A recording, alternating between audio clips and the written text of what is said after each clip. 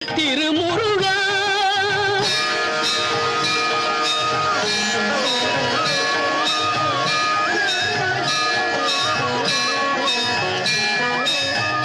வேண்டிய மாம்பழத்தை கணபதிக்கு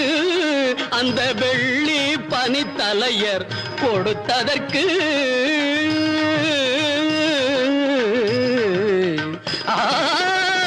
வேண்டிய மாம்பழத்தை